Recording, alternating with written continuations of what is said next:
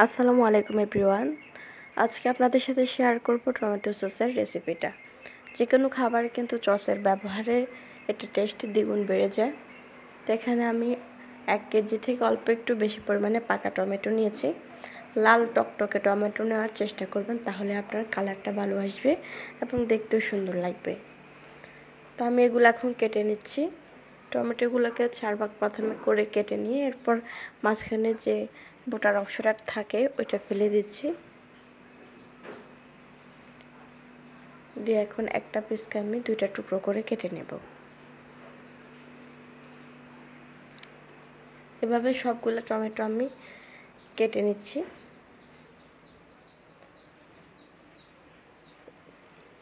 সবগুলো টমেটো যখন এভাবে আমার কাটা শেষ, এখন আমি এটা চুলাতে বসিয়ে দিচ্ছি।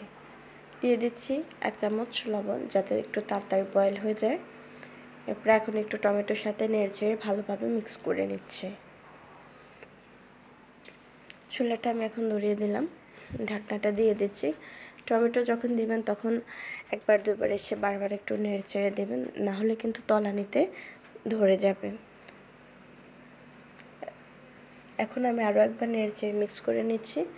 এই দেখুন, টমেটো থেকে কিন্তু প্রচুর পরিমাণে পানি বের হয়ে গেছে। টমেটোতে কিন্তু এক্সট্রা পানি দিতে হবে না। আমি চুলার জালটা বন্ধ করে দিলাম যখন এটা সিদ্ধ হয়ে গেছে। এরপর যখন টমেটোগুলো ঠান্ডা হয়ে এসেছে, এ পর্যায়ে আমি এগুলো ব্লেন্ড করে নিয়েছি।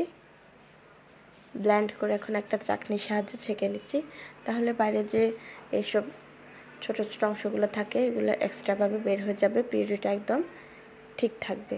এ দেখুন আমার টমেটোর পিউরিটা। এখন ঝাঁকিতে যেটা তলানিতে লেগেছিল এটা আমি নিয়ে নিচ্ছি হাতের সাহায্যে। এখন টমেটো সসে দেওয়ার জন্য আমি কর্নফ্লাওয়ারটা রেডি করে রাখছি আগে থেকে, তাহলে দেখা যায় যে পরে একটু সুবিধা হয়, একটু তাড়াহুড়া করতে হয় না। এখানে অল্প একটু পরিমাণ পানি দিয়ে দিলাম, দিয়ে দিচ্ছি কর্নফ্লাওয়ারটা। এটা আমার বাসায় তৈরি কর্নফ্লাওয়ার। যদি এটার রেসিপিটা পেতে চান তাহলে আমি ডেসক্রিপশান বক্সে কিন্তু এটা লিঙ্ক দিয়ে রাখবো। এখন এটা ভালোভাবে মিক্স করে নিচ্ছি, পানির সাথে ভালোভাবে এটা গুলিয়ে নিচ্ছি।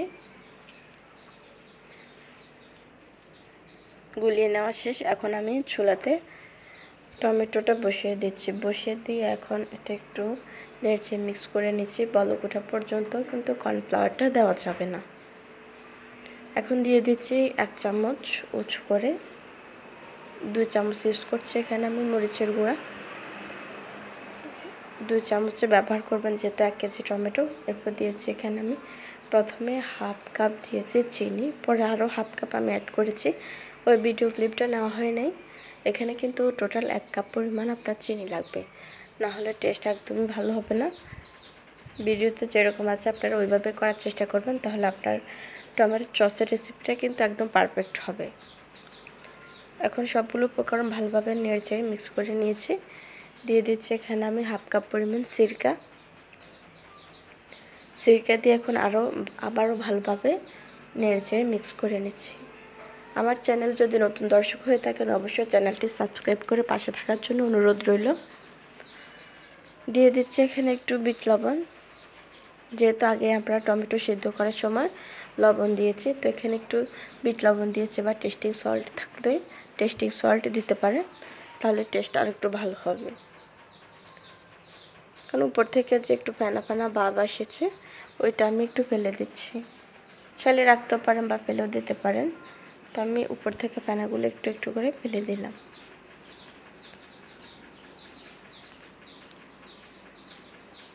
এখন দিয়ে দিচ্ছি আগে থেকে গুলে রাখা কর্নফ্লাওয়ারের গোলাটা।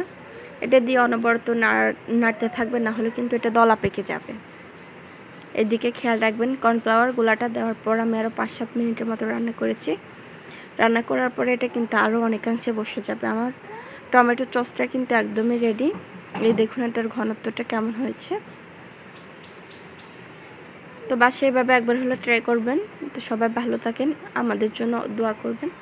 সবার সুস্থতা কামনা করি। আল্লাহ হাফিজ।